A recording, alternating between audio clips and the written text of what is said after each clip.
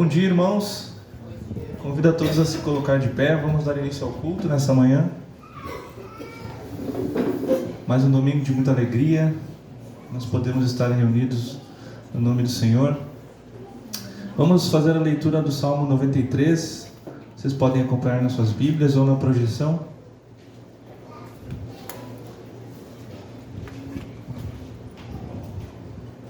Vamos lá então.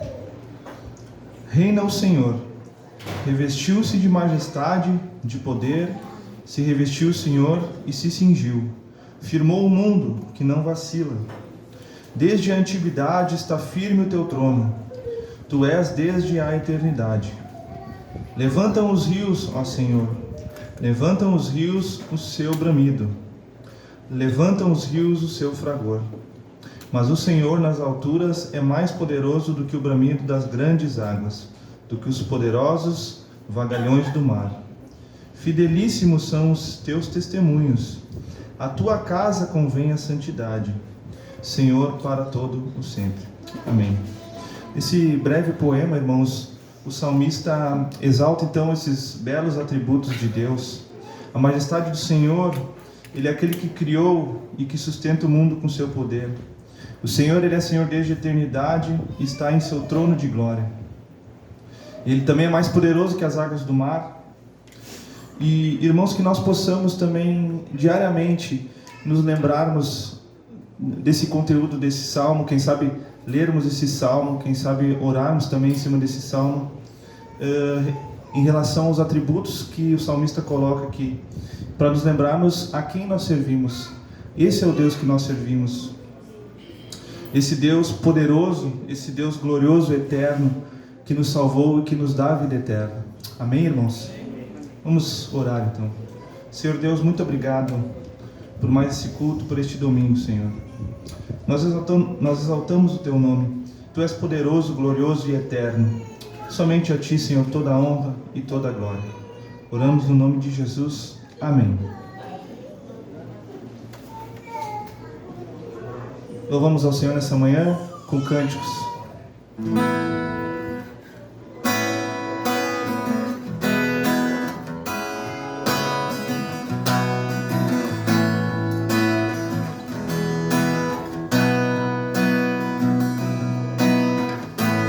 Nosso Pai, que Teu nome seja mantido santo, venha o Teu reino.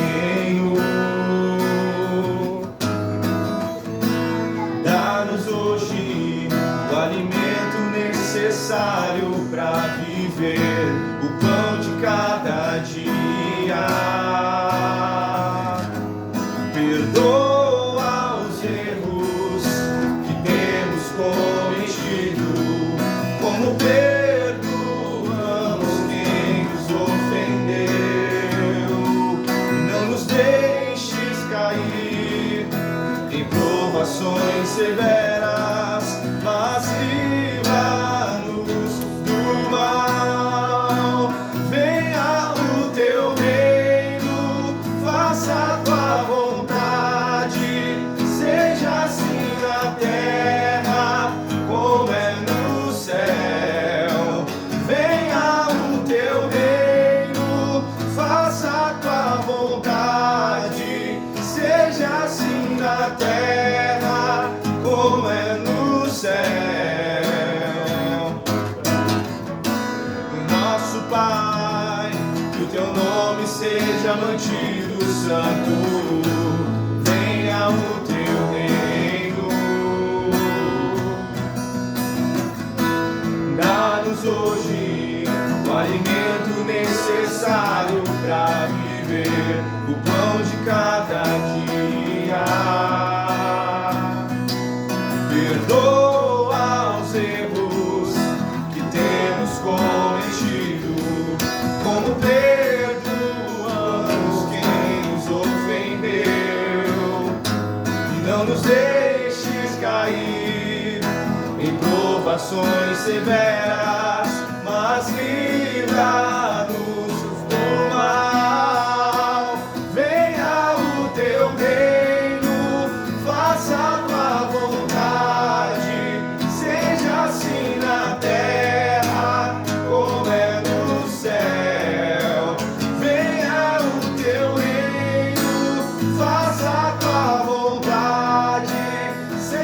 assim na terra como é no céu.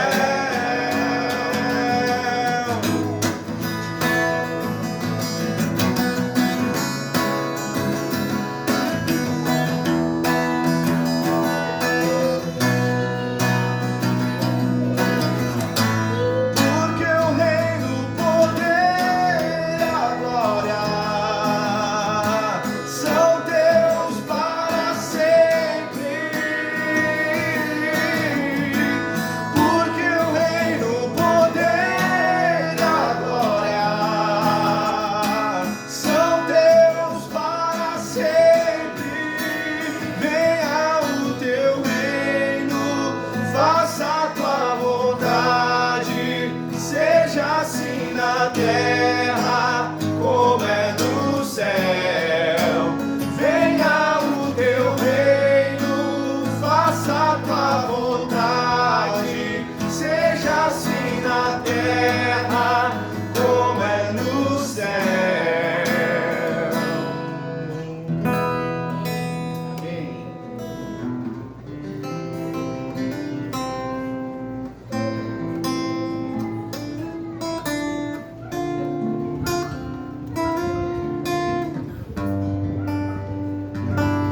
Digno de glória e honra, levantamos nossas mãos para teu nome exaltar. Digno de glória e honra, levantamos nossas mãos para teu nome exaltar, porque grande és tu, maravilhas fazes tu, não há outro igual a ti,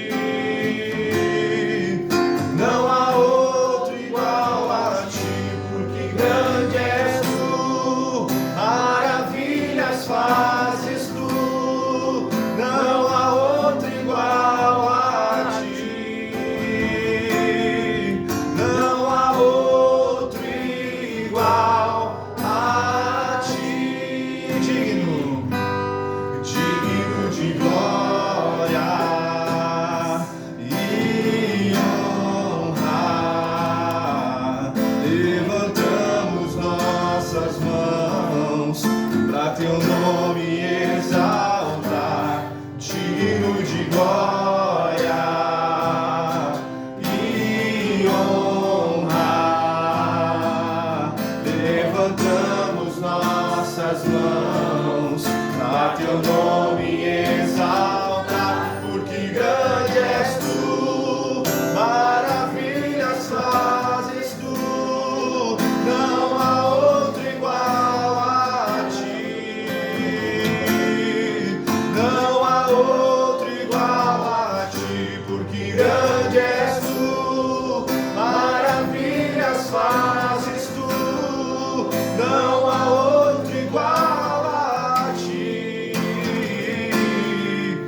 não há outro igual a ti, porque grande és tu, maravilhas fazes tu, não há outro igual a ti,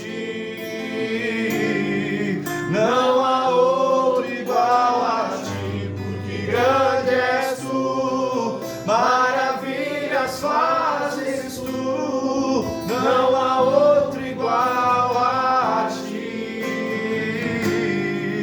não há outro igual a ti, não há outro igual a ti, não há outro igual a ti. Amém.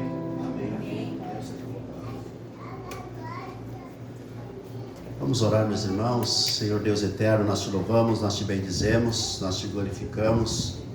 Te damos graças, Senhor, por esse dia, pelo domingo, dia do Senhor, dia em que celebramos a ressurreição do nosso Senhor Jesus Cristo. Pedimos, Senhor, que tenhamos um domingo abençoado, um culto abençoado, sejamos abençoados, fortalecidos, debaixo de Tua boa mão, de Tua mão poderosa. Que todos sejam abençoados, Senhor, tanto os que estão aqui quanto aqueles que hoje não puderam vir por algum motivo.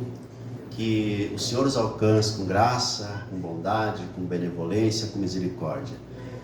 E o nome do Senhor seja glorificado. Oramos em nome do Senhor Jesus. Ao Pai, ao Filho, ao Espírito Santo, nós rendemos graças. Amém.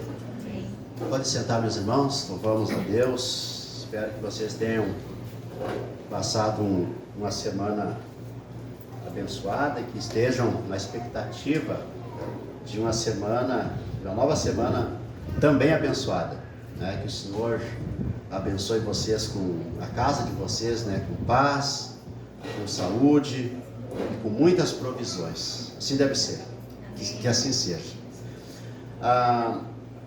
Vamos recitar, meus irmãos, os 10 mandamentos, a lei de Deus, o resumo, né, de toda a vontade de Deus para a nossa vida. Se alguém quiser saber qual é a vontade de Deus, nós vamos declará-la agora. Pronto aí? Vamos então, meus irmãos, recitar os 10 mandamentos. Primeiro mandamento: não terás outros deuses diante de mim. O segundo mandamento: não farás para ti imagem de escultura, nem alguma semelhança do que há em cima nos céus.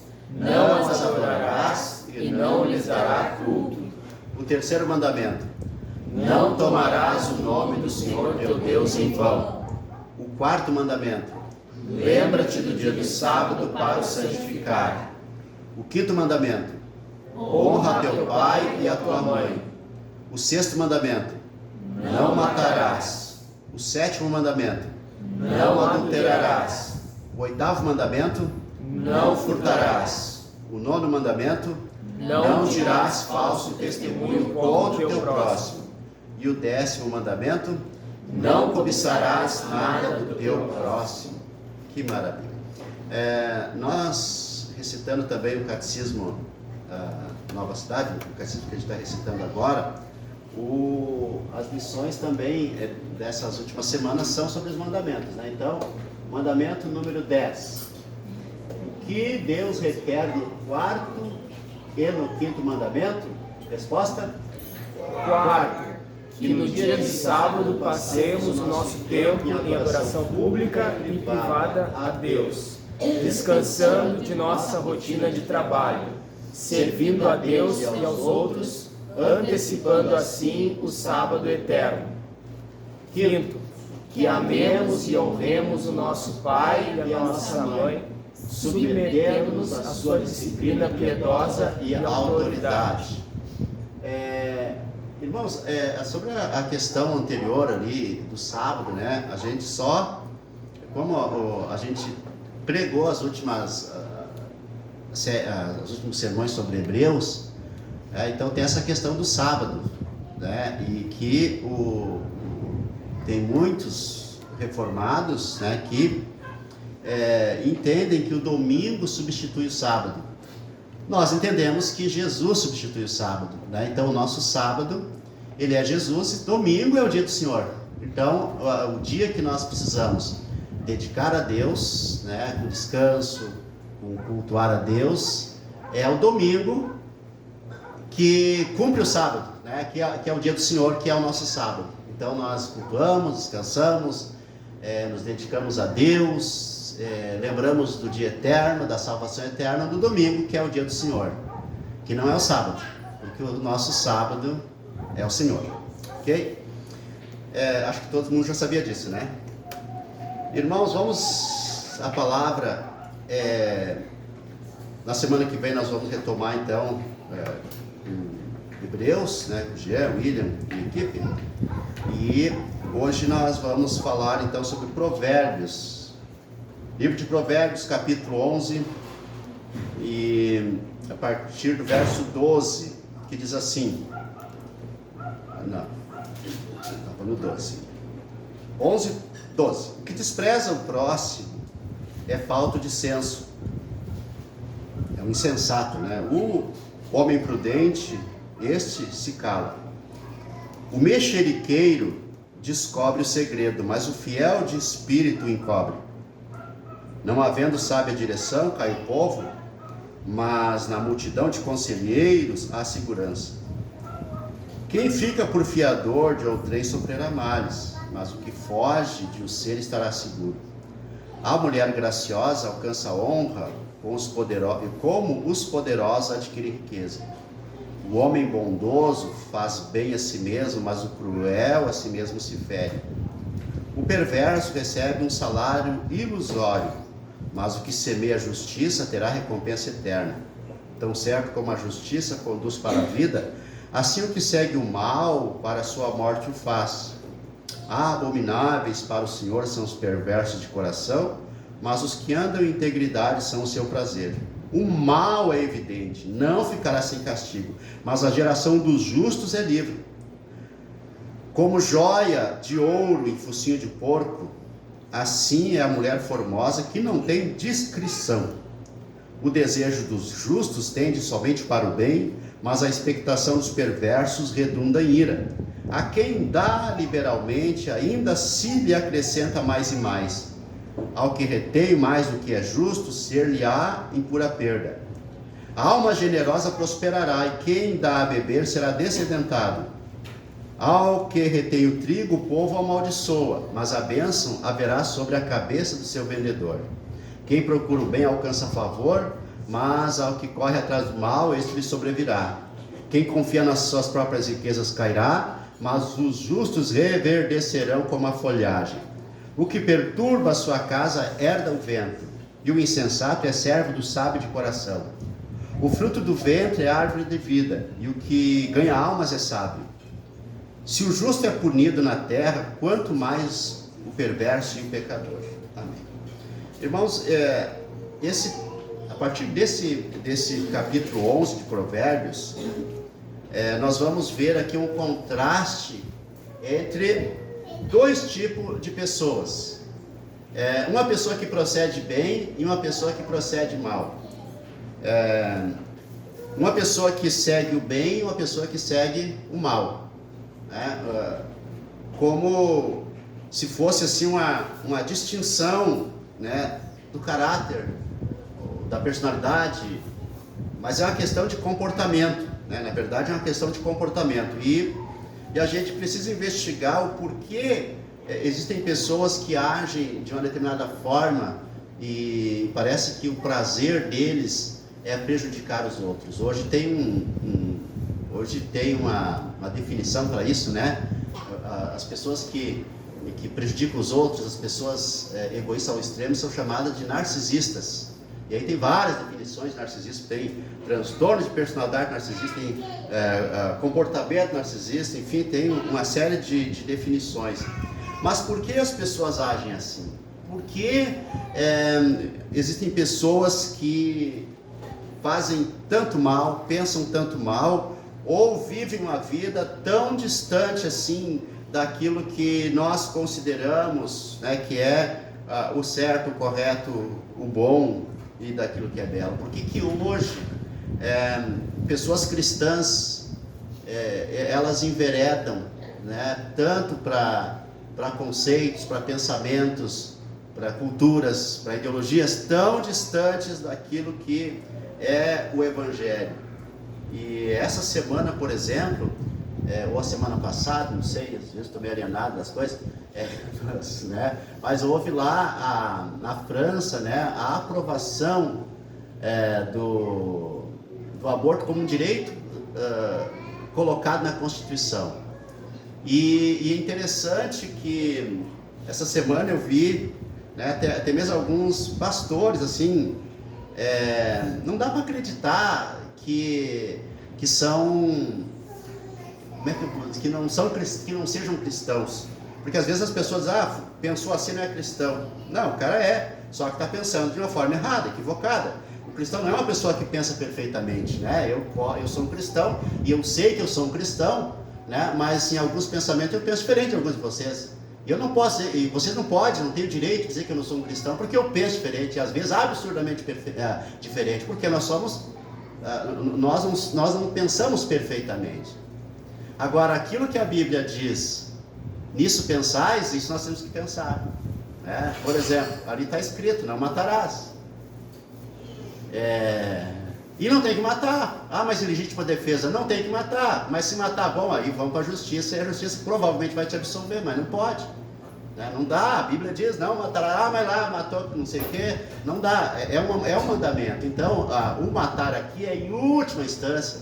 Né? Estão lá, invadindo a tua casa, vão matar a tua família, aí se tu matar, a Bíblia diz que tu não peca, né? Tu não peca. Se tu matar para te defender, matar para defender a tua casa, a tua família, teus filhos, enfim, tu não peca. Mas mesmo assim, né, tu vai ter que dar explicação. Na Bíblia, por exemplo, se alguém invadisse a tua casa de dia e tu matasse, tu era culpado e pecava. Se alguém invadisse a tua casa à noite e tu matasse, aí tu era absolvido, né? Aí tu não era pecado, mas de dia era. Por quê? Eu vou saber, porque é Deus que declarou isso, né? E aí eu não tenho muita explicação para algumas coisas que não tem como explicar. Por que à noite, provavelmente, né, lá diz que é porque não tinha como discernir, né? Por exemplo, invadiram a tua casa e era um parente, tu matou, mesmo assim tu era absolvido, né? Porque era noite. Então, meus irmãos, se invadir a tua casa, tu pode matar uma pessoa por legítima defesa. Agora, o que me intriga, né, é que muitos, até pastores que eu admirei na vida, eles comemoraram também essa questão aí da Constituição francesa. E aí eu fico pensando como que as pessoas se afastam tanto da palavra. E aí hoje, né, estudando para essa semana, eu lembrei, né, do ensinamento de Jonathan Edwards, que ele dizia que as pessoas, existia dois tipos de pessoas, a que tinha alma satisfeita em Deus e a que não tinha sua alma satisfeita em Deus, que a sua alma não se satisfazia em Deus. E ela buscava então a satisfação, né, em coisas que não eram Deus. Ela era uma idólatra. Então ele diz o seguinte: toda pessoa que não está com a alma satisfeita em Deus, ela se torna idólatra. E é dentro dessa perspectiva que eu quero trazer, né, nos próximos, quando voltar aqui, né, os domingos sobre Provérbios, trazer essa perspectiva. Por isso meu tema de hoje é alma satisfeita em Deus ou alma insatisfeita? Uma alma satisfeita em Deus, meus irmãos, ou com Deus, faz toda a diferença na forma de viver. O Evangelho é a mensagem de salvação. O Evangelho, ele revela a Deus. O Evangelho precisa ser vivido por nós. O Evangelho não pode ser apenas crido. Por exemplo, eu digo para vocês, o domingo é o dia do Senhor. O domingo é o dia que nós cultuamos a Deus. E eu procuro praticar isso a vida inteira, porque não é apenas uma declaração que eu tenho, uma doutrina que eu tenho. Porque muitos, até aqui na igreja, pode ser que estudando, todo mundo estuda, pode ser que considere o domingo o sábado, substitui o sábado, e que o domingo não se pode fazer nada. Ok? Mas qual é a diferença? Se alguém pensa assim e falta ao culto domingo, e eu não penso assim e não falta, eu estou certo, está errado. Porque o que importa não é se tu crê da forma certa, mas se tu pratica a coisa certa. Tem que praticar, não adianta apenas crer, porque se tu apenas crer, é apenas uma teoria, é apenas uma doutrina, mas isso, se não fizer diferença na vida, isso não vale nada. Não vale absolutamente nada. Eu creio que o domingo é o dia do Senhor, é o sábado, e a gente não deve trabalhar, mas aí né? A gente tem aqui um pedido: falte o culto apenas se tiver outra coisa mais importante para fazer, ou por motivo de doença, de trabalho, ou de uma viagem necessária, né? Doença, trabalho, ou a viagem necessária. Então o Evangelho, meus irmãos, ele precisa ser vivido e não apenas crido. A nossa fé, ela precisa necessariamente se transformar num estilo de vida, numa forma da gente viver. E eu anotei aqui nesse texto, tá, um contraste entre uma alma satisfeita, que no final eu vou explicar melhor isso, para fazer algumas aplicações, mas como é uma alma satisfeita em Deus, como vive, e como uma alma insatisfeita, uma alma que não se satisfaz em Deus, o idólatra, né, vive. E o idólatra, meus irmãos, não é apenas aquele que, como diz lá em Jeremias, pega o machado, vai no mato, corta um pedaço de árvore, vai para casa, ele é um artista lá na definição, ele faz um ídolo e depois faz orações para ele. Esse é um idólatra. Mas segundo a palavra de Deus, né, e segundo boas definições, o idólatra é aquele que, e Martinho Lutero, na resposta, né, da primeira pergunta ali, aliás, o primeiro mandamento no Catecismo Maior, ele diz o seguinte: idolatria é quando a gente coloca qualquer coisa no lugar de Deus. Qualquer coisa no lugar de Deus. Isso é idolatria. E o idólatra é aquele que ama a si mesmo mais do que a Deus.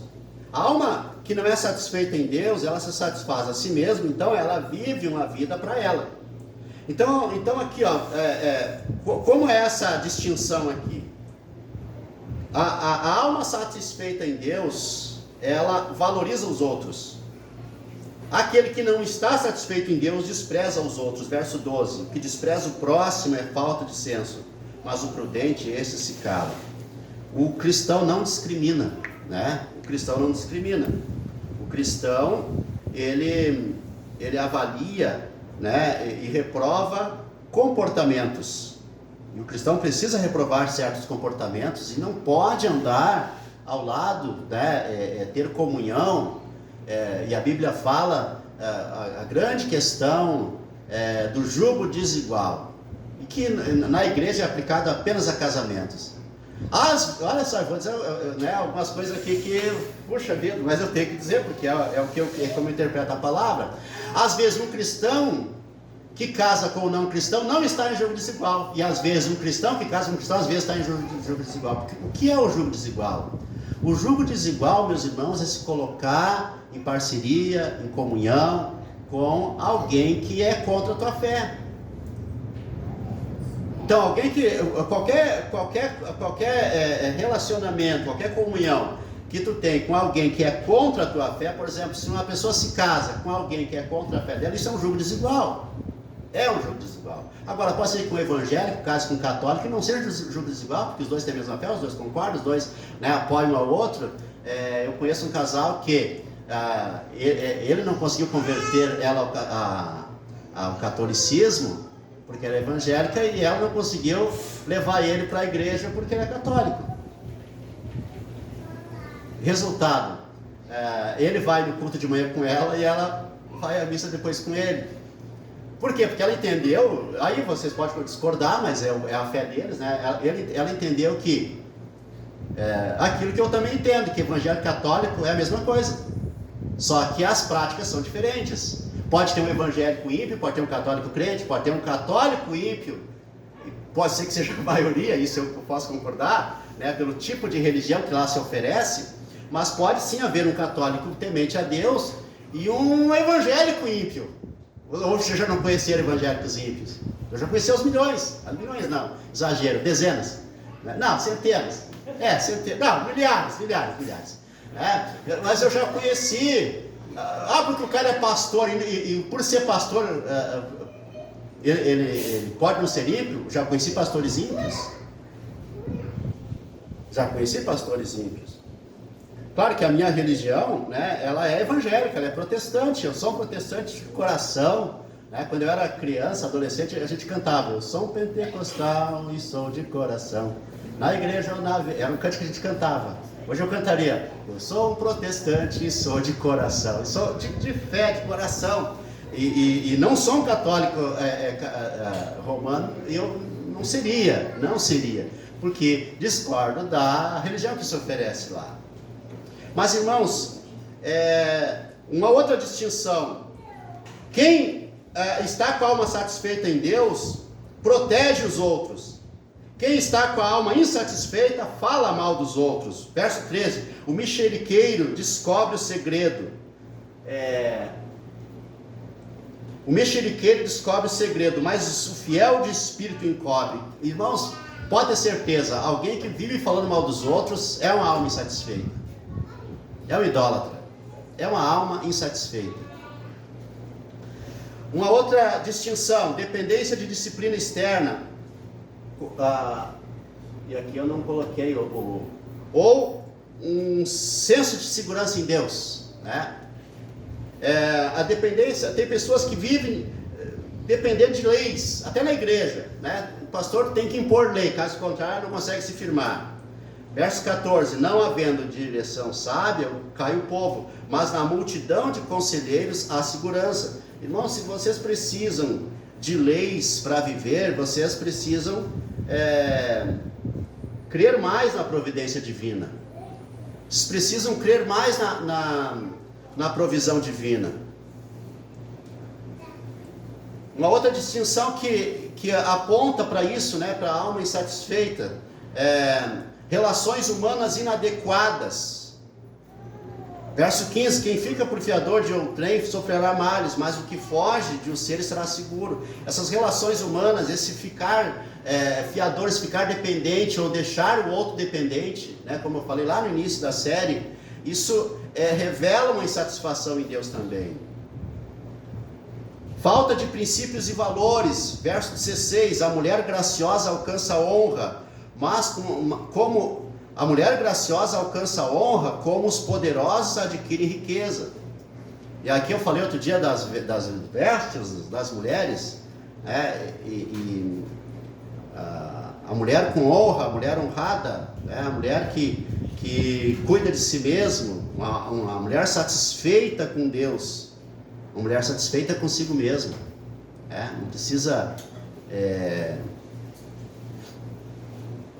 Um dia a gente conversando lá no início da questão, pode fazer tatuagem ou não pode fazer tatuagem? Eu sempre defendi que a gente precisa, com relação à tatuagem, ter o mesmo princípio que temos com outras coisas, com tudo. A moderação, o domínio próprio. Por quê? Geralmente, né, quem começa a fazer tatuagem precisa ter uma disciplina para não encher o corpo de tatuagem. Começou a fazer, vai embora. É assim, fez um lá, tá bonitinho. Fez outra, já vai fazer outra, vai fazer outra, vai fazer outra. Ok, o corpo é seu, você que sabe. Não estou nem dizendo que é errado, quer tatuar até o nariz, olha, o corpo não é meu, o nariz é teu, pode fazer. Não acho que seja pecado. Mas revela alguma coisa isso. Entende? Revela alguma coisa. Revela um tipo, claro, de aprovação para si mesmo, enfim, alguma coisa revela. Não é uma coisa assim, é normal, Claro que se para a pessoa é normal, mas ainda assim revela alguma coisa que possa estar acontecendo ali no processo, né? Por exemplo, como a gente sempre diz aos casais, não experimentem, né, aquilo que você reluta em experimentar, seja adultério, seja pornografia, seja o que for. Por quê? Porque depois que começa, é difícil parar. É como aquela senhora, lá quando inventaram o primeiro trem nos Estados Unidos, né, a primeira locomotiva, estava aquele negócio gigante lá, e todo mundo preparado para acionar a primeira locomotiva americana, e chegou uma senhora e disse, isso aí nunca vai andar. Aí ligaram as máquinas, né, botaram o carvão, e começou o barulho do motor, da Maria Fumaça, que a gente dizia antigamente, e aquilo começou a andar. E aquela senhora, isso aí nunca mais vai parar. Então, eu sou bom de piada, né?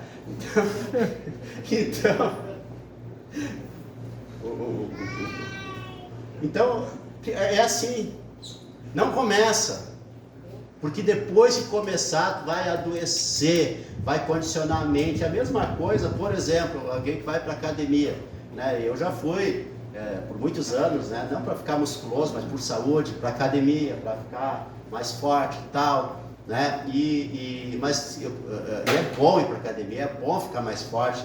Eu quero voltar agora porque preciso e quero ver se ganho os músculos também, né? Mas eu conheço várias pessoas, né, que eles ficam tão dependentes daquilo, né, tão dependentes que não conseguem mais parar e começam, além do exercício físico, começam com coisas saudáveis, né, com suplementos, e daqui um pouco estão já em algumas anabolizantes e coisas do tipo. Eu conheci vários. Teve um amigo meu que morreu infarto, porque ele era um cara mais magrinho assim, magro, e aí foi para academia, começou a ganhar músculo, se empolgou e começou a injetar uns negócios. Teve um dia lá, ele teve um treco lá e morreu do coração, e os médicos falaram que foi em consequência do uso, né, dos asteroides, anabolizantes e por aí vai. Usou demais, se foi. Crueldade, meus irmãos, versus bondade. Uma alma insatisfeita é cruel. Uma alma satisfeita, ela transborda bondade. Verso 17: o homem bondoso faz o bem a si mesmo. Quem faz o bem aos outros faz o bem a si mesmo, mas o cruel a si mesmo se fere. Quem faz mal aos outros está fazendo mal a si mesmo. Perversidade versus justiça. A alma satisfeita, ela procura a justiça. Bem-aventurados os justos, né, disse Jesus. Mas a alma insatisfeita, ela desenvolve uma perversidade. Verso 18: perverso recebe um salário ilusório.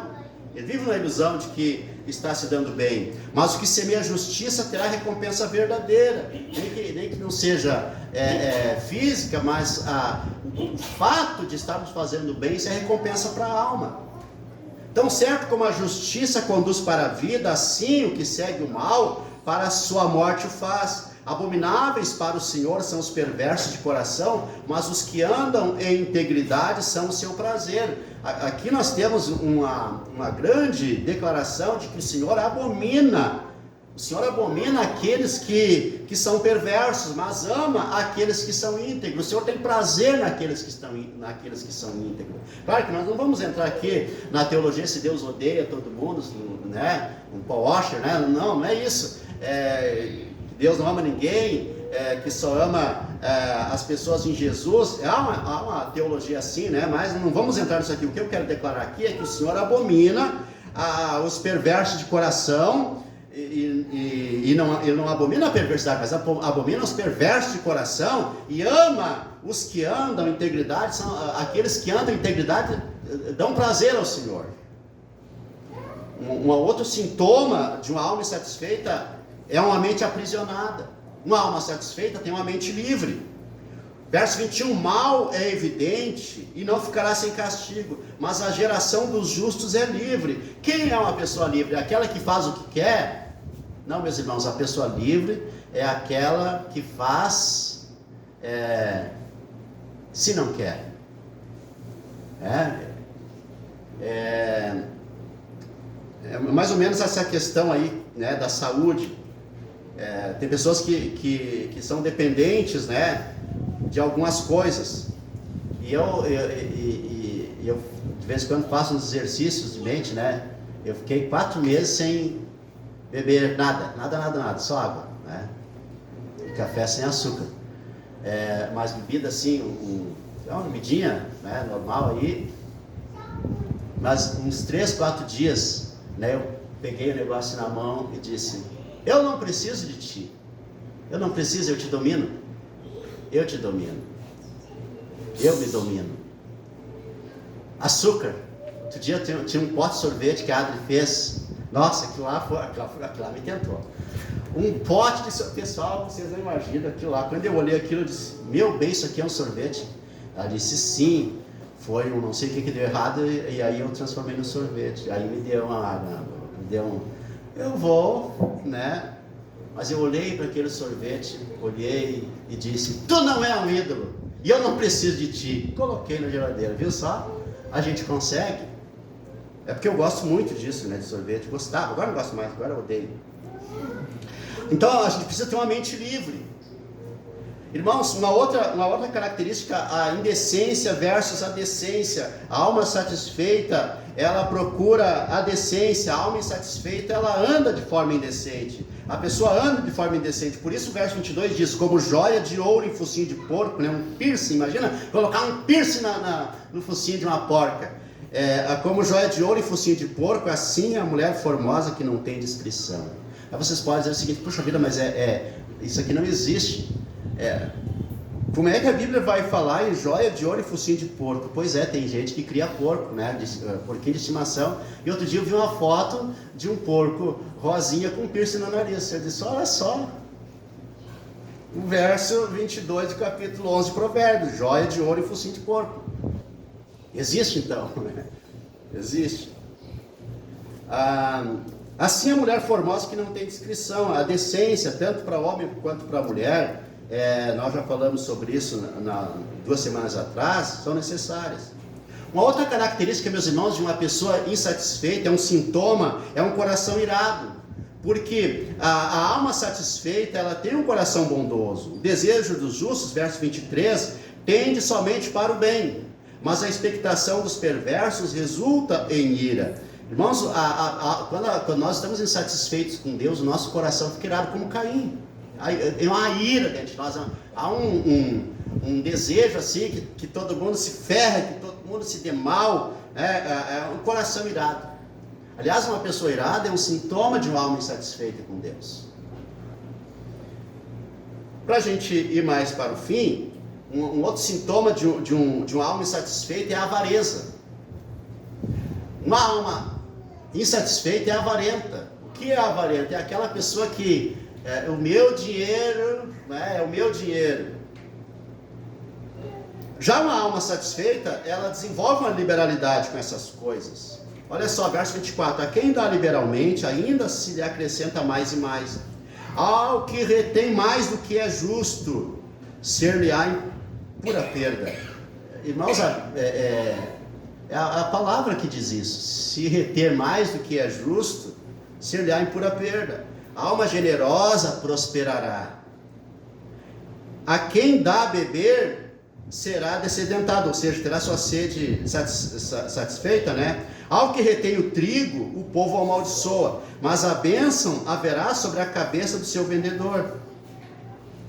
Quem procura o bem alcança favor, mas ao que corre atrás do mal, o próprio mal lhe sobrevirá.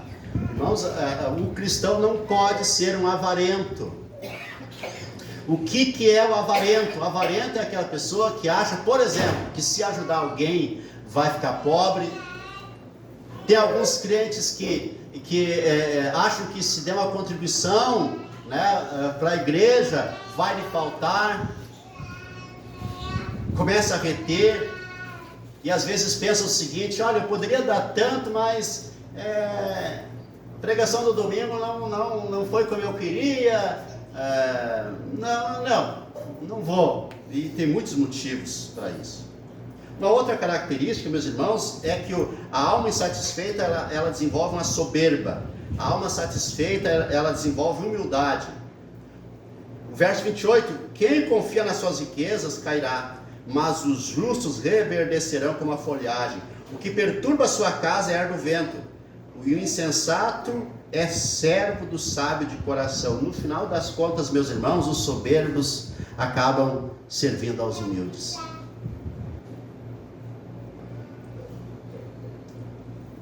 E por último, a alma insatisfeita pratica obras más. A alma satisfeita busca praticar boas obras, obras boas. Verso 30, o fruto do justo é árvore de vida, e o que ganha almas é sábio. Aqui não é ganhar almas, né, porque aqui ainda não era o evangelho, aqui não era a pregação do evangelho. Aqui ganhar almas é ganhar amigos, é ganhar pessoas para si. Não é ganhar almas. Aqui não está dizendo que quem evangeliza também, mas não é isso que o texto está dizendo aqui. Aqui quem ganha almas é sábio, é quem ganha pessoas, quem faz amigos, quem faz o bem, né? Porque em campanhas de missões, né, quem ganha almas é sábio. Então o evangelista, aquela pessoa que evangeliza é sábio, nada a ver. Aqui o texto está dizendo quem ganha almas, sabe quem ganha pessoas, né? Quem faz amigos, quem não faz inimigos, quem se cerca de conselheiros, quem faz o bem, isso é ganhar almas no sentido de Provérbios. Lá no sentido dos evangelhos, ganhar almas é ganhar pessoas para Jesus, né? Aqui não. Se o justo é punido na terra, imagina, ou quanto mais o perverso e o pecador. Então, meus irmãos, eu quero trazer aqui, para vocês, né, o que é essa satisfação em Deus. E tem alguns caminhos para isso. Nós precisamos buscar essa satisfação em Deus que resulta, né, de uma busca de uma relação profunda com Ele. E um primeiro caminho, um primeiro sinal de uma alma satisfeita em Deus é a alegria em Deus. O que te alegra? O que te faz feliz? O que te satisfaz? A verdadeira felicidade, meus irmãos, e satisfação são encontradas em Deus, na pessoa do Pai, do Filho e do Espírito Santo. Buscar alegria não em realizações humanas, mas na presença divina, na natureza divina, conhecer a Deus. Conhecer quem é Deus, quem é o teu Deus, como você se relaciona com Ele, que tipo de relacionamento você tem durante o dia com Ele, que tipo de conversa, que tipo de interação, ou Deus é apenas uma crença, uma fé, que tipo de diferença esse teu relacionamento com Deus faz no dia a dia. Você é uma pessoa alegre, você se alegra no quê? A pessoa triste, a pessoa desanimada, a pessoa desmotivada, ela não conhece, ela não está desfrutando dessa alegria em Deus. Por isso, todas as características que a gente citou aqui em Provérbios. Uma outra maneira de como encontrar essa satisfação em Deus, meus irmãos, é conhecer a beleza de Deus. Nós devemos buscar a beleza e a glória de Deus como fontes de alegria e satisfação. Meus irmãos, vocês já pensaram na beleza de Deus, em como é maravilhoso, né, pensar em Deus dessa forma? E pensar em Deus não como a gente foi ensinado desde criança, numa imagem de Deus. De alguma forma, quando a gente pensa em Deus, né, geralmente a gente vai projetar a nossa imagem de Deus em alguma coisa que a gente viu ou achou ou pavoroso na infância ou então muito belo. Por isso que alguns se encantam com o pôr do sol, outros se encantam com o nascer do sol, outros se encantam com a nuvem, com o raio, com o trovão, com a chuva, com a praia. Eu me lembro a primeira vez que eu vi o mar, no Gabriel Garcia Marques, 100 anos de solidão. Ele começa, a primeira vez que eu vi o gelo, né, mais ou menos assim. Então a pessoa se encanta com essas coisas e conseguem ver a Deus nessas coisas. Uma criança ao nascer, a barriga de uma mulher grávida, um bebê, né, se mexendo. Outro dia a Lídia colocou, né, lá no story dela, a Melissa, acho que estava pulando lá, brincando. Irmão, não tem como. Quem está satisfeito em Deus, quem consegue ver a beleza de Deus nisso, meus irmãos? Isso é beleza. É assim que nós precisamos ver as coisas divinas.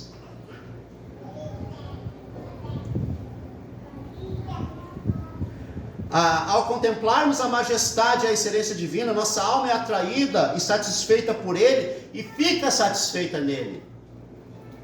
Pode ter crentes que não tem essa satisfação toda.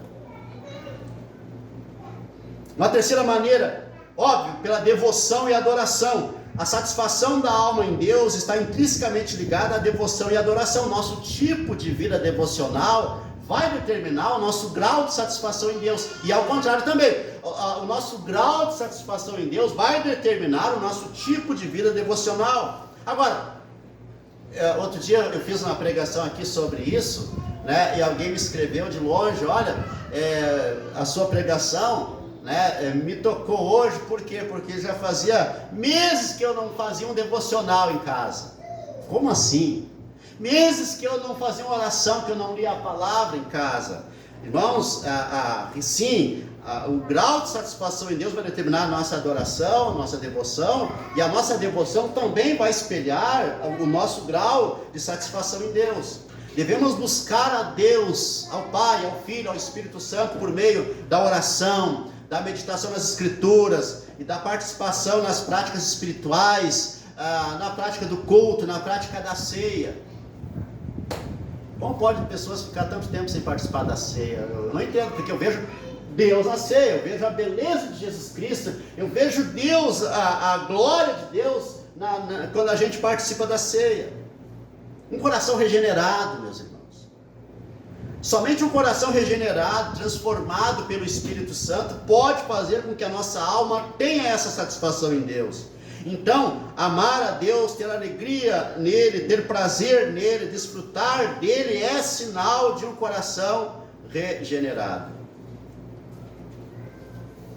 Também, meus irmãos, nós podemos experimentar satisfação através das experiências, né? Experiências espirituais, experiências devocionais, experiências místicas, né? Quanto mais satisfeitos nele estamos, mais momentos de satisfação intensa na presença divina vamos desfrutar.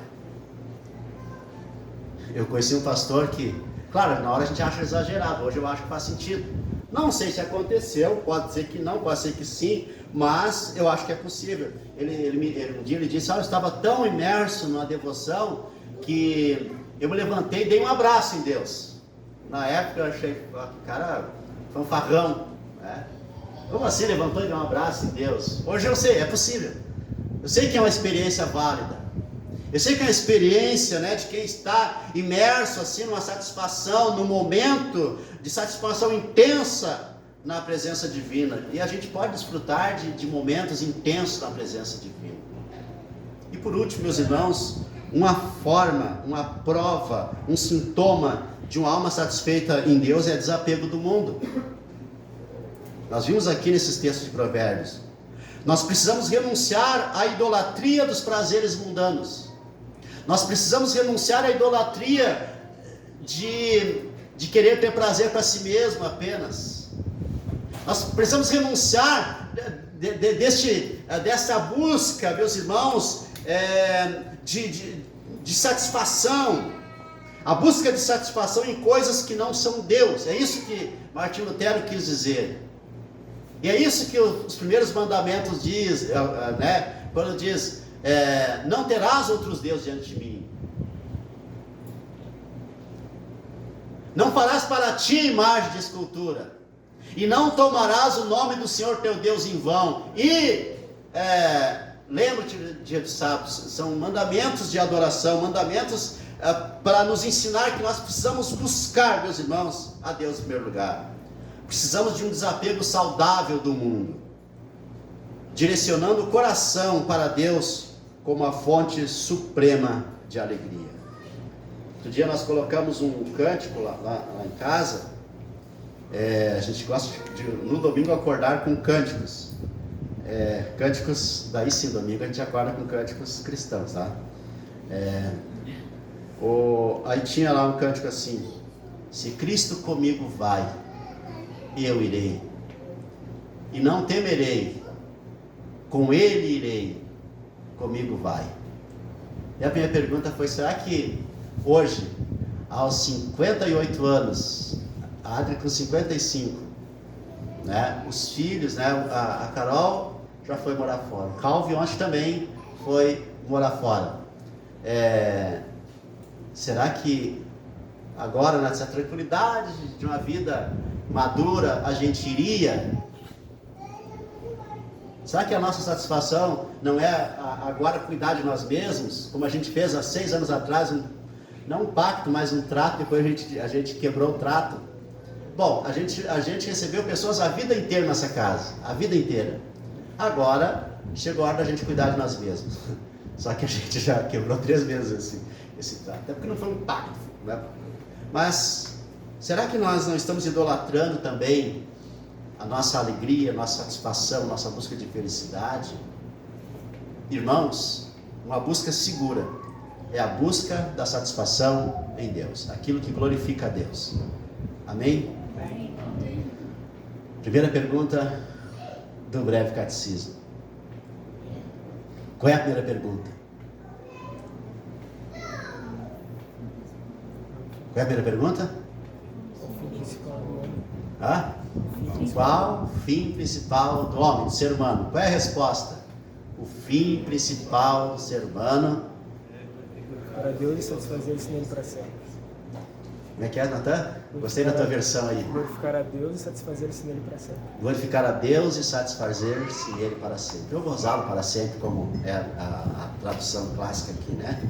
Mas eu gosto dessa tradução, satisfazer-se nele para sempre. Foi eu que traduzi assim, sabia? Satisfazer-se nele para sempre. Vamos ficar em pé, meus irmãos. Deus abençoe vocês. Que maravilha, que alegria. Que alegria isso, né? Que alegria isso. Sensacional pensar essas coisas. Sensacional se pensar essas coisas. Senhor, muito obrigado. Nós te louvamos, nós te bendizemos, nós te glorificamos. O Senhor é bom. O Senhor é bom. O Senhor é bom. Amém. Graças a Deus, meus irmãos. Graças a Deus. Vamos participar da ceia, meus irmãos. Momento de devoção máxima da igreja durante a semana. Que o Senhor perdoe nossos pecados. Irmãos, queremos ter esse momento, então, antes da ceia, um momento de quebrantamento, de confissão de pecados. E a palavra de Deus diz que o Senhor Jesus é o nosso advogado, aquele que perdoa nossos pecados. A Bíblia também diz que aquele que não confessa seu pecado adoece, mas aquele que confessa alcança a redenção, alcança a cura, até para os ossos. A falta de confissão adoece os ossos, apodrece os ossos, mas na confissão há saúde, em todos os sentidos, principalmente espiritual. Então coloque diante de Deus os teus pecados e, se possível, confesse nominalmente os seus pecados diante de Deus antes de participarmos da ceia do Senhor.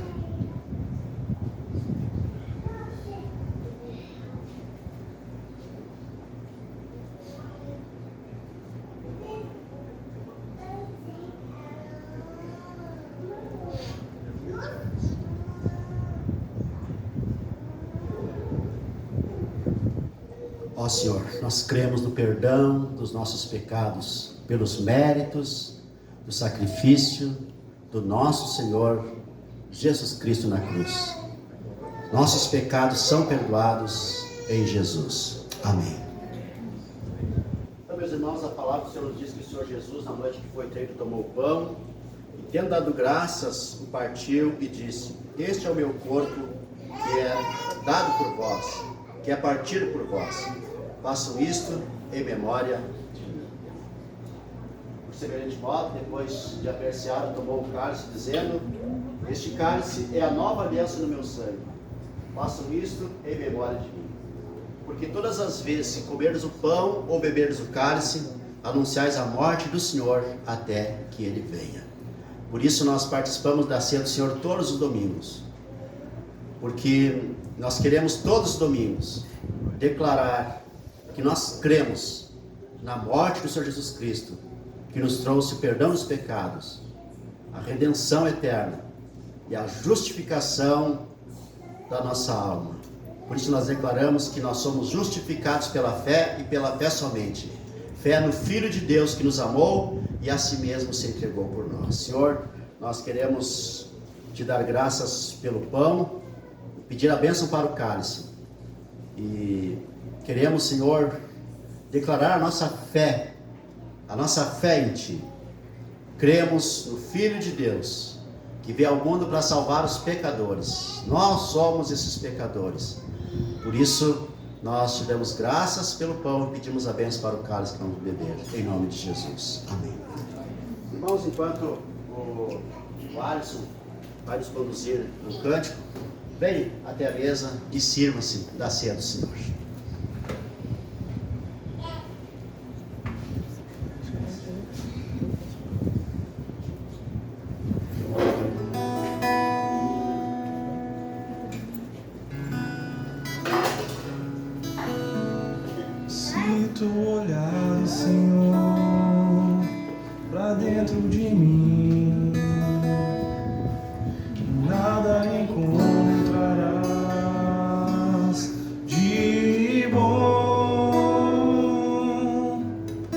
mas um desejo eu tenho de ser transformado.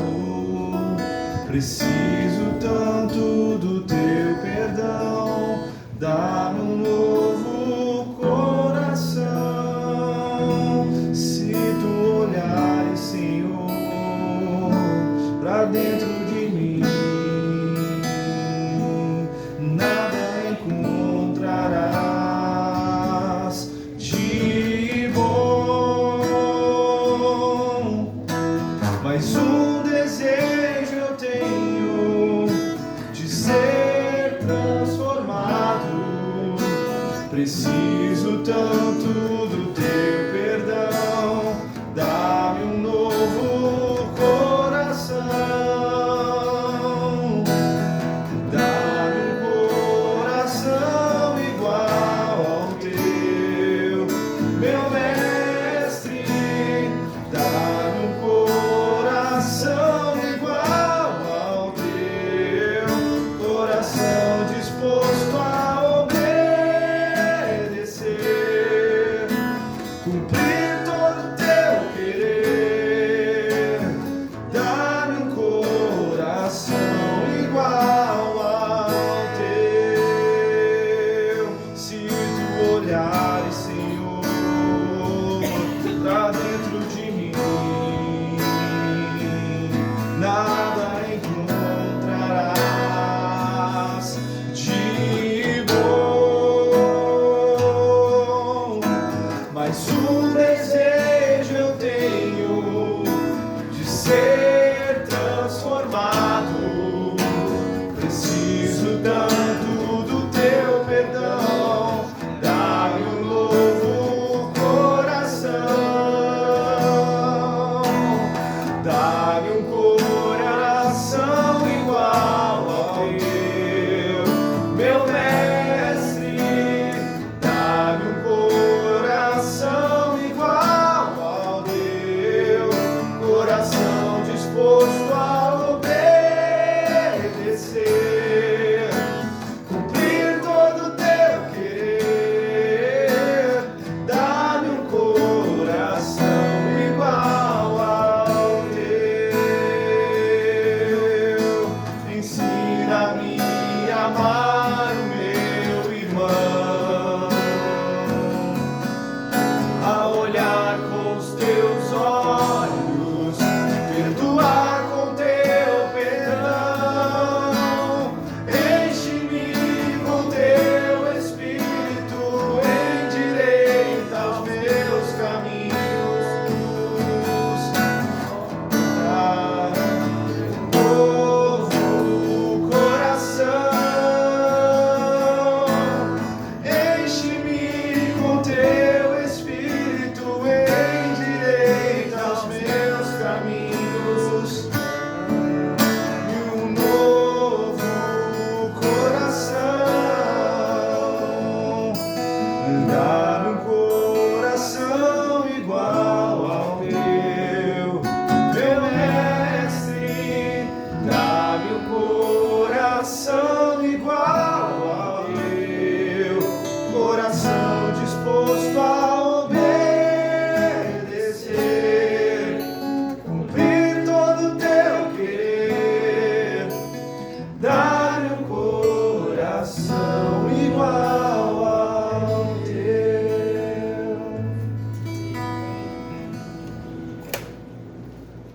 Convido os irmãos para a gente recitar o credo apostólico, a nossa declaração de fé, a nossa fé, a fé da igreja.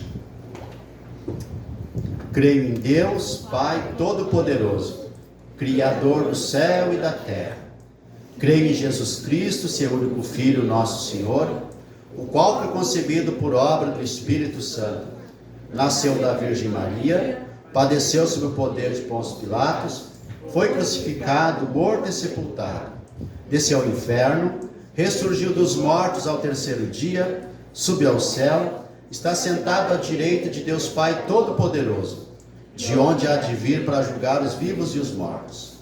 Creio no Espírito Santo, na Santa Igreja Católica, na comunhão dos santos, na remissão dos pecados, na ressurreição do corpo, na vida eterna. Amém. Como ao pão, meus irmãos.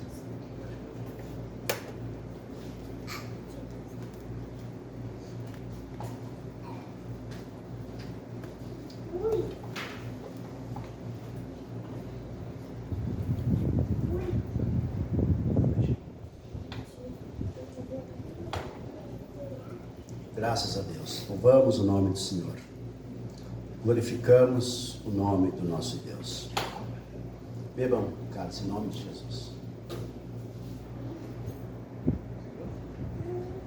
Graças a Deus. Louvado seja Deus. Louvado seja Deus. Bendito seja o Senhor que sempre nos abençoa. Bendito seja o Senhor. Glorificado seja o Senhor. Exaltado seja o nosso Deus. Exaltado seja o nosso Deus. Glorificado seja o Senhor. Ao Pai, ao Filho, ao Espírito Santo seja a glória. Amém. Amém. Meus irmãos, orem comigo a oração do Senhor, antes de encerrarmos nosso culto. Ore. Pai nosso que estás nos céus, santificado seja o teu nome. Venha o teu reino, faça-se a tua vontade, assim na terra como no céu. O pão nosso de cada dia dá-nos hoje, e perdoa-nos as nossas dívidas, assim como nós temos perdoado aos nossos devedores. E não nos deixes cair em tentação, mas livra-nos do mal, pois teu é o reino, o poder e a glória para sempre. Amém. A graça do Senhor Jesus Cristo, o amor de Deus e a comunhão do Espírito Santo seja com todos vós. Amém. Irmãos,